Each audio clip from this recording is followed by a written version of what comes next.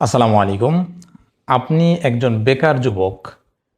আপনার বাংলাদেশে কোনো ভবিষ্যৎ আপনি দেখতেছেন না। একটা অনিশ্চিত জীবন থেকে বের হওয়ার জন্য আপনি চাচ্ছেন বিদেশে যাবেন। আরেকটা অনিশ্চিত পথে পা বাড়াইতেছেন। আজকে কথা বলবো বিদেশে যাওয়ার ব্যাপারে।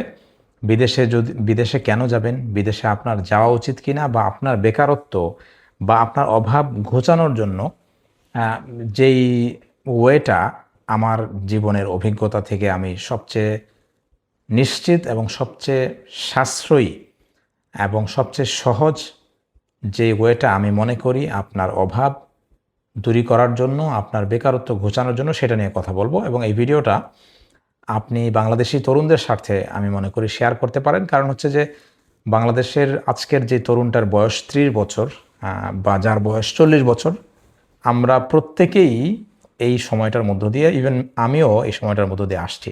সো এই ভিডিওটা আমি মনে করি যে তরুণদের কর্মসংস্থানে হেল্প করবে। সেই বিষয়ে আমি এবার বিস্তারিত শুরু করি।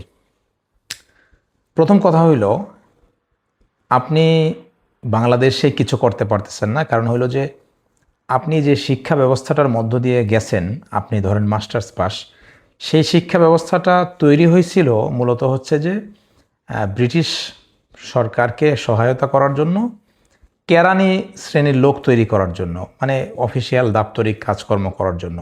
এই শিক্ষাটা এই জন্য ব্যবস্থাটা এই জন্য তৈরি হয় নাই যে হচ্ছে আপনি ভালো কিছু শিখবেন, যেটা দিয়ে আপনি কর্মসংস্থান করতে পারেন, বা হচ্ছে যেটা দিয়ে আপনি কিছু করে খেতে পারেন। এই রকম কোনো উদ্দেশ্যে কিন্তু এই শিক্ষা ব্যবস্থাটা তৈরি হয় নাই। ফলে অ্যাজ এ রেজাল্ট এখান থেকে কিছু অকর্মা এবং কিছু হচ্ছে যে আপনার অসহায় মানুষ তৈরি হইতেছে, যারা অ্যাকচুয়ালি পরিবার, সমাজ এবং রাষ্ট্রের জন্য বোঝা তৈরি হইতেছে। এখন আপনি মনে করতেছেন যে আপনি যদি সৌদি আরবে যান, বা হচ্ছে আপনি যদি, মানে ইউরোপ কান্ট্রি আলাদা, ইউরোপের যেহেতু একটা নিয়ম কানুন আছে, ইউরোপ যেহেতু একটা হিসাব কিতাবের মধ্য দিয়ে চলে। সো ইউরোপে আসলে আপনারা যেরকম মনে করেন চকচকে ফকফকে বা মানুষ বড়লোক হয়ে যাবে, সেটা নিয়ে অন্য একদিন কথা বলবো, ওই রকম না। বাট অ্যাটলিস্ট মোটামুটি কাজকর্ম করে খাওয়ার মতো একটা ব্যবস্থা ইউরোপে আছে। আমি কিন্তু আবার ইউরোপের প্রমোশন করতেছি না। আরেকটা কথা এখানে বলে রাখা ভালো, আমি কিন্তু কাউকে ইউরোপে আনার ব্যাপারে হেল্প করার মতো ইচ্ছা থাকলেও আমার আসলে সামর্থ্য নাই। সো আমি এটা পারবো না, এই ব্যাপারে আমাকে কেউ জিজ্ঞেস করবেন না। তো আপনি একজন যুবক, যার বয়স 30 বছর, আপনি হয়তো দাওরা পাস করছেন, অথবা স্কুল মানে কলেজ ইউনিভার্সিটি থেকে মাস্টার্স পাস করছেন।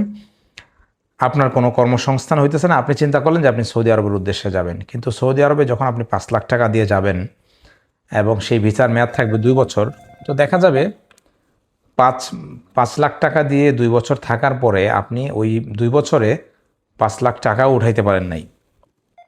একে তো আপনার মতো করে আপনি যেই কাজ চান সেরকম কাজ পাবেন না। দ্বিতীয়ত, কনস্ট্রাকশনের বা হাড় ভাঙা পরিশ্রম করার পরেও আপনি যে বেতন পাবেন সেটা দিয়ে ওই 2 বছরের ঋণের টাকা উঠাইতে পারবেন না। আপনি এবার চিন্তা করেন, আপনার বাবা আপনার জন্য টাকা ঋণ করে, অনেক ক্ষেত্রেই অনেকে যাদের আত্মীয় স্বজনের অবস্থা ভালো না, তারা সুদে টাকা আনে। সো আপনি যেটা হইলেন, এই 2 বছর পরে দেখা গেল আপনার মাথায় 5 বছর 5 লাখ টাকার ঋণ, এবং সেই ঋণ শোধ করার মতো আপনার কোনো তৌফিক নাই। তো এই ক্ষেত্রে দেখা গেল আপনি বিদেশে না যদি যাইতেন, তাহলে অ্যাটলিস্ট হয়তো বা আপনি দারিদ্রতার কারণে বিয়ে শাদী করতে পারতেছেন না, এইটা আপনার সিচুয়েশন। বাট ওই ঋণের মধ্যে কিন্তু আপনি পড়তেন না বাংলাদেশে থাকলে। তাহলে এবার আমাকে যদি জিজ্ঞেস করেন যে ভাই, তাহলে আপনি তো সমস্যা বললেন, সমাধান বলেন। হ্যাঁ, সমাধান হইল আপনাকে একটা কাজ শিখতে হবে। আপনি ভালো গ্রাফিক ডিজাইনার হইতে পারেন, মানে আমি এটা উদাহরণ হিসেবে বলতেছি। এখন আর গ্রাফিক ডিজাইনের কোনো বেল নাই এই কারণে যে হচ্ছে আমি নিজে আমার ইউটিউব চ্যানেলের জন্য 1 বছর আগে একটা ডিজাইনের জন্য আমি $10ও দিতে রাজি হইতাম যদি কোয়ালিটি সম্পন্ন ডিজাইন হইতো। বাট সেম ডিজাইন আমি এখন 1 মিনিটে চ্যাট জিপিটি দিয়ে করতেছি। সো তাহলে কেন আমি ডিজাইনারকে পে করব? আমি উদাহরণ হিসেবে বলতেছি। হয়তোবা আপনি ভালো করে চা বানানো শিখতে পারেন। দেখা যায় যে যারা ভালো চা বানায় তাদের দৈনিক 2-3 হাজার টাকা ইনকাম হয়। আমি কথার কথা বলতেছি। আপনি রিক্সার মেকার হইতে পারেন, আপনি অটোর মেকানিক হইতে পারেন, আপনি হচ্ছে যে মোটরসাইকেল মেকানিক হইতে পারেন, যেই কাজটা শেখ আহমদুল্লাহ করাইতেছেন। আপনি অটো মানে গাড়ির মেকানিক হইতে পারেন। গাড়ির মেকানিক আপনি যদি হন, তাইলে যদি কোনো কারণে আপনি বিদেশেও যান, পৃথিবীর যে কোনো জায়গায় আপনার যখন একটা হাতের কাজ জানা থাকবে, তখন বাংলাদেশে আপনি বেকার না, বাংলাদেশে আপনি অবহেলিত না, বাংলাদেশে আপনার মূল্য আছে। মনে করেন আপনি একটু উন্নত জীবন চাইলেন, যে না বাংলাদেশে থাকবো না, আমি বিদেশে যাব। আপনি ইউরোপের ক্ষেত্রে ভিন্ন, ইউরোপে আপনার মেকানিক্যাল যোগ্যতা নিয়ে আসলেও কাজ হবে না, কারণ ইউরোপের গাড়ি মেরামত করতে হইলে ইউরোপে আপনাকে মেকানিক হইতে হবে, তারা বাহিরের মেকানিকদের উপর কোনো ট্রাস্ট করে না। তো যেটা বলছিলাম, আপনাকে এমন কোনো যোগ্যতা অর্জন করতে হবে যেই যোগ্যতার দ্বারা আপনি পৃথিবীকে কিছু একটা দিতে পারবেন। এটা পৃথিবীর নিয়ম যে লেনদেন, আপনি কাউকে কিছু দিবেন, তার বিনিময়ে সে আপনাকে কিছু দিবে। বাট আপনি কিছু কাগজপত্র অর্জন করবেন, সেই কাগজপত্র দিয়ে তো পৃথিবীর কোনো উপকারে আসবে না। এখন পৃথিবীতে মানে আমাদের দেশে ডিগ্রির একটা গুরুত্ব ছিল আগে, বাট এখন কিন্তু মানুষ খুব বেশি প্র্যাকটিক্যাল।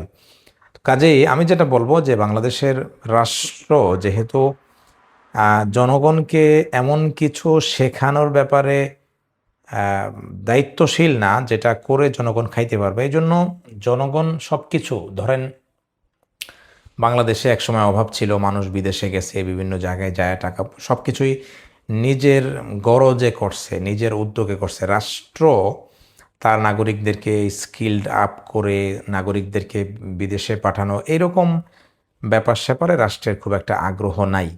সো যেহেতু রাষ্ট্র দিয়ে আমাদের কোনো কিছু আসে যায় না, বা জাস্ট আমরা রাষ্ট্রের মধ্যে থাকি, তাই আমি তরুণদেরকে বলবো যে আপনারা পড়াশোনা, যারা স্কুল কলেজে পড়েন তারা ইন্টারমিডিয়েট পর্যন্ত পড়েন।